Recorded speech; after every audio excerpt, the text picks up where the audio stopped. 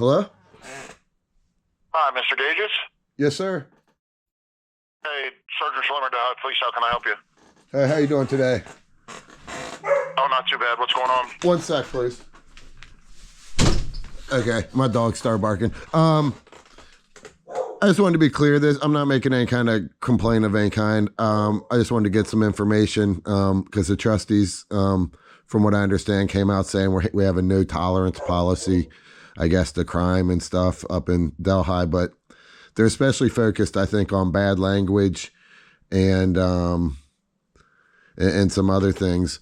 And so I noticed it looks like fishing up there is for certain hours in between two different signs, but I go up there a lot and I see people fishing all around the pond up there all the time, a lot of the time.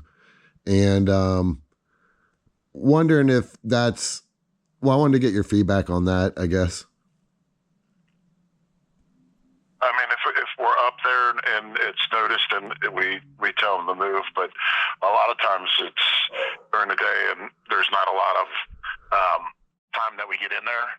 So usually that's related to the park officer that's up there at 5, and then they handle it from there on. Okay, and then so the normal thing would be to just ask them to move, go within the thing, and then they're in compliance. Basically, we're good to go. Yes, 100%.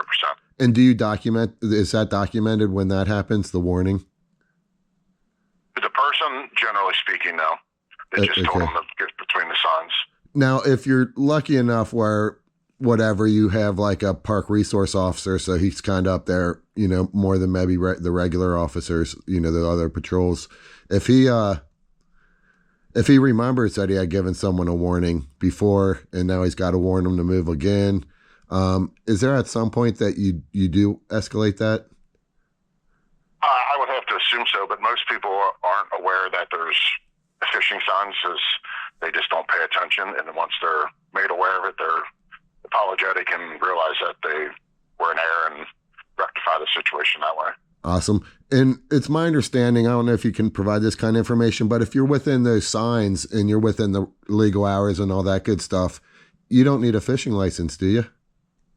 No, you don't. But if you're outside the signs and Delhi PD wanted to play hardball, and I'm not advocating for hardball or softball, I'm just asking questions to get informed. But if you wanted to play hardball and they're outside the signs, that means they would technically be required to have a fishing license. And if they didn't, then you could actually hit them with an ORC violation. Is that correct? Potentially, as long as the lake is not registered with the state of Ohio as a fishing lake where you receive grants and stuff, which I wouldn't begin to know if it is or not. The township park board would be able to tell you that. Okay, good stuff. So, like, if you own your own private lake, you can let the state of Ohio know, and that people can fish there without a license. But they'll also help you with your lake. But it also comes with the cost that anybody can fish at your lake. And I'm guessing you all probably don't get hit with this kind of call or the kind of question normally. And I'm guessing normally 31 years I haven't. You all probably wouldn't enforce that up at our pond either way. Probably, I'm guessing.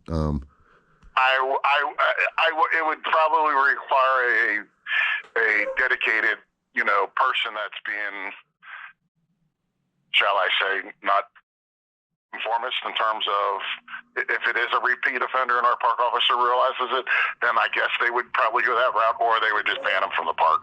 Gotcha. They have the ability to do that as well.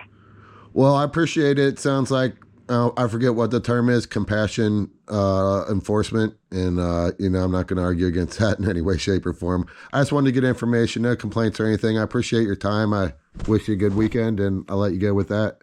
All right, I appreciate it. You too. Take care. Bye-bye.